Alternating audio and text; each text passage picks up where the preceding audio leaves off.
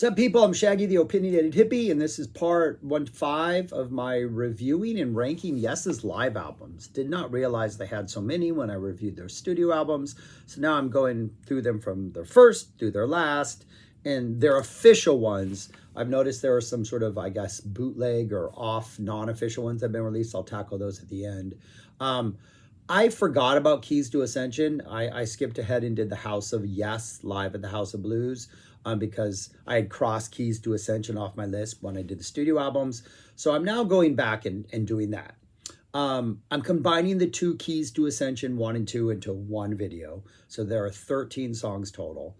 I'm just going to talk about that briefly, and then at the end, I'm going to briefly rank the songs from what I think they bring to the live setting, like how well they're improved or how well they're not improved live. Overall, this is fantastic live material. 1996, they were recording their album, Keys to Ascension, the studio songs that were on there. And so they did a handful of shows, I think 3 shows in San Luis Obispo, California. The sound is fantastic. The band sounds fantastic. I mentioned in the House of Yes video, that's the first live album they've done that sounds not necessarily like a single unit, but like a bunch of musicians learning a bunch of songs and playing a bunch of shows. They had Sherwood and that other guy coming in on keys, Igor or something, right? Is that his name? But this is old school Yes. Anderson, Howe, Squire, Wakeman, White. And they sound like a band. The production is great. Squire is a beast throughout. Howe is pretty good. Maybe not as evil sounding as he was in the 70s, which I think does affect a couple of these songs live. Wakeman, again, is throwing all kinds of keyboard sounds at us, and some of them work, some of them don't. White's doing the White thing, sounds pretty good, and Anderson sounds good. So the songs are just fantastic. There's a handful of songs that have not been released before on any of the live albums they had done prior to this, which would only have been 3. We get a Siberian Khatru, had previously been released. We get a Revealing Science of God, first time that's been released, all 20 minutes of it. They shortened the intro, so we're kind of starting right with the vocals. We don't get that long build up. We get an America live for the first time. We get an Onward live for the first time. We get an Awaken live for the first time. Then we get a Roundabout and a Starship Trooper. That is on Keys to Ascension 1. And then Keys to Ascension 2. Keys to Ascension 1 came out in 96. Keys to Ascension 2 came out in 97, about a year later. On Keys to Ascension 2, we get it. I've seen All Good People. Second time we've got that. We get a Going for the One, which we got on Yes shows. We get a Time and a Word, the full Time and a Word. We get a Close to the Edge. We get a Turn of the Century, the first time we get that. And we get another And You and I. I like this. I really enjoy it. The live stuff sounds absolutely fantastic. The performances are good. Not the biggest fan of Turn of the Century and Onward. Those songs don't do it for me on the studio albums. I think maybe they have a little more life here. Yeah, it's just, there's some really good stuff on here. So a surprise. So I'm going to go through the songs there's 13 of them, from 13 to number 1, and just rank them sort of based on how well I think they are either improved or deproved compared to their studio versions. Number 13 is And You and I. Love the song. I've heard 2 versions live now on Yes songs and on House of Yes. This one sounds a little more sluggish than the other 2. The sounds Wakeman chooses this time I don't think work as well. And is there a harmonica? Is that a harmonica I heard during Teacher and the Preacher? And I think it is a harmonica. I'm going to say no on the harmonica. I don't know if it's a real harmonica or a synthesized harmonica, but whatever that harmonica sounding sound is, I'm all no for that. Great song. Love the song. This version of the 3 I've heard is by far my least favorite version of this song. Just seems to be lacking a little energy. Roundabout, great. Full version. We get the acoustic intro. We get Howe's on acoustic all the way up through until the solo section. So that's nice energy. Rest of the band, it's kind of got to step forward a little more just because of the thin sound of acoustic guitar, or at least in this mix. not really bringing anything much different than the studio version, but it's a solid live version. Number 11, Time of the Century, Turn of the Century. Time of the Century, Turn of the Century, Turn of the Century. Not my favorite song, just never really ever done anything for me. And yeah, I just pretty much kind of sounds like the studio version. I think there's maybe a little more oomph and a little more majestic sort of musical instrumentalness as we get towards the end. But for the most part, the song doesn't do anything for me on Going for the One. It kind of doesn't do anything for me live. Number 10 is Going for the One. Pretty much a straightforward version of Going for the One. Not bringing anything much different. Awaken. This is one of those where, like, this is the second live version I've heard. We get a little intro by Wakeman where he's kind of just doing a little improv and, you know, longer than the normal intro before we go into the song proper. My one complaint with this is I really like the studio version, and I think the contrast, the way Howe's guitar in particular, and that sort of first, the jam after the soft intro, and then we get that crazy psych written part, you know, all those crazy lines and that intricate sort of prog passage that just sounds evil to me, and it sounds menacing. That's lacking live. It was lacking live in the version from House of Yes. I also think that the middle section, when things get really quiet and really low key and really just down there on the studio version, it's much more vibrant. There's much more energy, and it's much louder, and it's much more in your face, and it's much more of something that in a live setting needs to be that way. I just think the studio version works better. The contrast between the menace of the first part and just going to this utterly, almost completely silent middle section that you're just like on the edge of your seat trying to listen to because it's so chill. I like this version, but I do think that the live version, it's a slightly different song. It just has an overall different impact for me. 8, The Revealing Science of God. Much like Awaken, I think there were parts that work better live. Either Squire's bringing it more, Wakeman's bringing it more, Howe's bringing it more. But then I really like the studio version, and I think there are moments in the live version where I feel like the momentum is lost, and they're like, oh my God, this is a 20-minute song, and this part maybe they're not as excited to play as other parts. I don't feel that in the studio version. I think the studio version, you know, they're able to maintain some sort of like momentum and sort of cohesion throughout the entire song. There are moments in this live version where I'm just like, I don't know. It feels like there's got to be a musical change. We got to wait for one of the changes to come up so they can get back into it.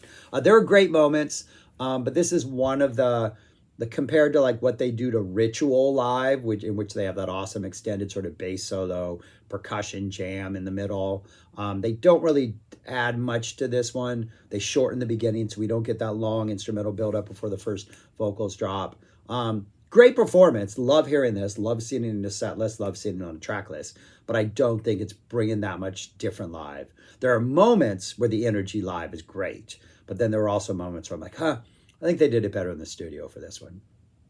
7, I've Seen All Good People. That's always going to get props just because you don't have that moment of silence between your move and All Good People. So you get that Alan White propelling us into it.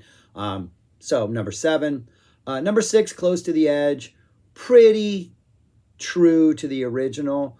But the production on this and the way it sounds, especially in the first part, the sort of chaotic beginning before they get to the first vocals, the separation of the instruments makes it seem a lot less chaotic, and you can hear everybody a little better. And like Wakeman's chaos in the background is a little more like contained, but still feels chaotic.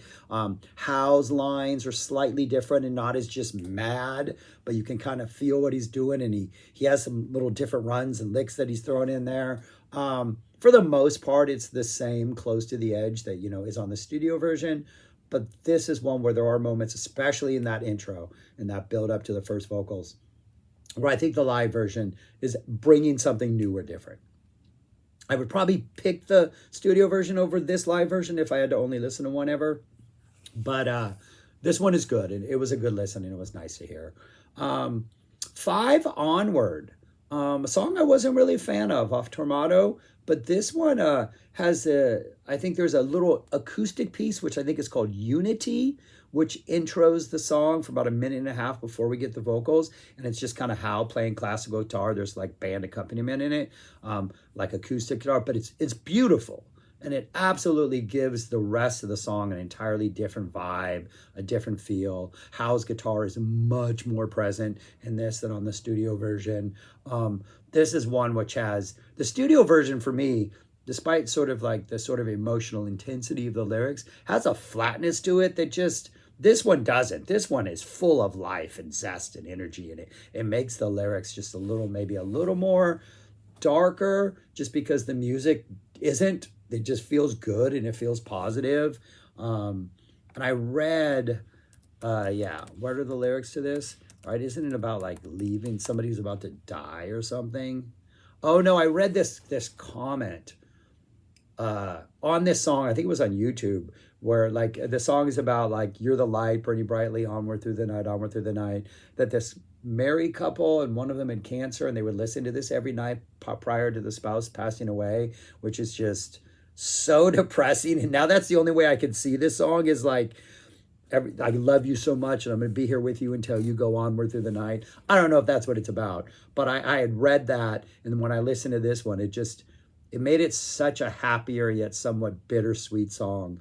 But yeah, that's probably the one that I think has made the biggest jump so far, is the arrangement of Onward.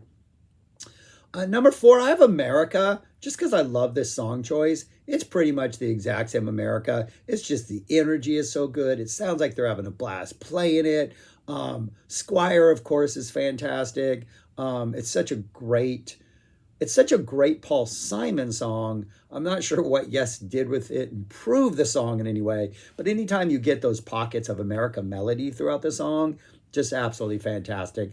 This probably shouldn't be ranked this high because I'm not sure the differences in the live version are that. I think Onward should probably maybe be ranked higher, but I like the song choice. The performance has great energy. Yeah, just really good. That's number 4, America. Number 3 is Time and a Word. A full version. We get the full song. A lot more Wakeman in here. You get Wakeman in the beginning. You get Wakeman at the end. You get Wakeman during. Wakeman is just all over this song in a way that he's not all over, obviously, the studio version. And that's a good thing. It sounds fantastic. I think this arrangement of it, throwing a lot more Wakeman in there. One, you're making Wakeman happy, which probably is always a good thing. And it just fleshes out the song and gives it just a little more weight, a little more buoyancy, a little more just interest, makes it a little more interesting. Number 2, Siberian Khatru. Yeah, once again, a winner. Fantastic closing solo. A gnarled, twisted, psyche, just amazing closing solo by Hal on this one. The way it sounds like, first song, this is the first, right? This is the first song on Keys to Ascension 1. Yeah, this is the very first live track that opens up. And just right away, the way Squire sounds, the way the band sounds, the way the instruments are separated, just how tight the band is. Like, you know these are going to be good performances. Like, when I listened to that, I was like, okay, I'm going to enjoy this. This is going to be good. And then number 1, Starship Trooper. Just absolutely fantastic. It sounds amazing. The worm is just epic. Wakeman solo, the sort of bass transition, the do-do-do-do-do-do-do before Hal starts his solo. Hal solo, Wakeman and Hal trade off solos during that. It just goes on and on and on. During the slow build up to the worm, Squire just sounds like he's having the time of his life. It is just, and Hal's even kind of playing around with that that 3-chord like riff in the beginning of the worm. He's adding a little maybe like little funkiness, little weird country funk in there sometimes in the beginning. It's just an absolutely spectacular Starship Trooper. It is such a good Starship Trooper that if I had to consider these 13 songs and add them to my top 10 list of all the songs I've heard so far on Yes Songs, Yes Shows, 9012 Live, House of Yes, and this one, those 5 albums, would any of these make the top 10? Yes. Starship Trooper jumps all the way to number 6. I don't know what it knocked out at the bottom. I think it knocked out Your Move, All Good People from Yes songs. But that's what my top 10 songs look like. Top 10 single tracks live that I've heard so far. Now, Yours Is No Disgrace from Yes Song. Those Yes Song tracks, still my favorite. That Ritual with that amazing jam in part 2. Whitefish from 9012 Live and Hold On from 9012 Live far exceed expectations. We got that Yours Is No Disgrace from House of Yes, and that Starship Trooper. So we got a lot of repeats. 2 Yours Is No Disgraces and 2 Starship Troopers on this list. But yeah, they're friggin' fantastic performances. But yeah, I would put Starship Trooper up there. If I had to do it in number 11, probably the Siberian Khatru from the Keys to Ascension would probably be at number 11. But those are my top 10 live songs I've heard so far. And lastly, that is where I would put this live album compared to the others. I have it at number 3. That Ritual on Yes shows will forever maybe knock that above a lot of things. And Yes Songs is just such a perfect rock and roll album. Just amazing prog songs. So yeah. Anyways, this is a good album. I like Keys to Ascension. The live stuff is really, really good, and it sounds fantastic. And I think if you're a hardcore Yes fan and you haven't checked it out, it's definitely worth checking out. If you're a hardcore Yes fan, you've checked it out. If you're a on the fence Yes fan and you want to check out some live stuff, good live stuff. Better sound quality than Yes songs. Maybe a little stronger for a new person song selection than Yes shows, but a nice mix of old and new. Keys to Ascension is pretty good. All right, that's all I got. Thanks for watching. And now I'm on to the Symphony album. I thought I was onto that last time, but now I'm going to go listen to the Symphony album, which I actually checked out one of the tracks on Symphony, and it was really, really good. Their use of the Symphony, actually, I was impressed. So I'm excited to dig into that. But that's all I got for now. Go listen to this album. Subscribe, like, share, comment. You know what to do. And talk to you later, people. Talk to you later.